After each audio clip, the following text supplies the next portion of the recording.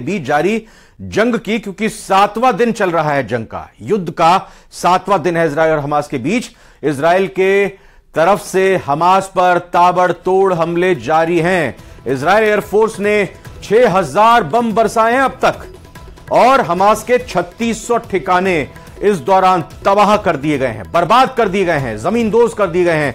Hamas के कई आतंकियों के मारे जाने का भी दावा किया जा रहा है। तो बड़ी खबर है ये, जिस तरीके से 7वां दिन है, क्योंकि जिस तरह से अब ये हमास के आतंकियों पर, हमास के ठिकानों पर इजराइल की तरफ से ये बड़ी कार्रवाई की जा रही है, तो लग रहा है कि इजराइल जल्द से जल्द अपने बदले को पूरा कर लेना चाहता है। क्योंकि अगर हमास के लड़ाकों ने इस जंग की शुरुआत की तो इजराइल इसको अंजाम तक पहुंचाने के लिए पूरी तरह से तत्पर दिखाई दे रहा है। और हमास के ठिकानों पर, जैसा हमने आपको बताया, 3600 ठिकाने, 3600 ठिकानों पर हमास ने यह हमला किया है, जिस पर 6000 बम बरसाए गए हैं इजराइल एयरफोर्स की तरफ से।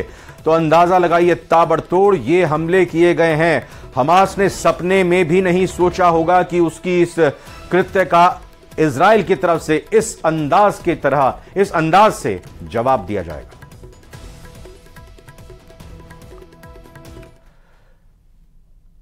एक हफ्ता पहले 7 अक्टूबर को इजराइल पर हुए आतंकी हमले में हमास और आईएसआईएस का क्या कनेक्शन है, हमारी इस रिपोर्ट में आइए दिखाते हैं आपको।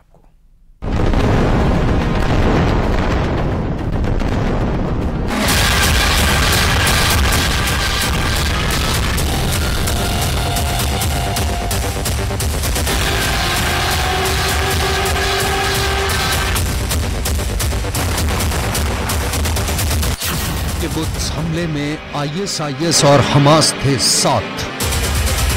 צעירות שנאנסו ונטבחו, לוחמים שראשיהם נחרטו.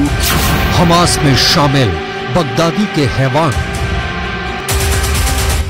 ואני אומר לכאן לכולם, אנחנו נמחה את הדבר הזה שנקרא חמאס, דאעש עזה, נמחה אותו מעל האדמה. הדבר הזה לא ימשיך להתקיים. आईएसआईएस ने दी हमास को हमले की training. I never really thought that I would see and have confirmed pictures of terrorists beheading children. IS Hamas को करेंगे दफन, नेतन्याहू ने खाई कसम।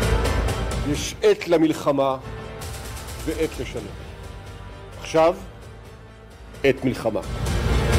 क्या इजराइल पर हमले के लिए हमास ने आईएसआईएस की मदद ली थी?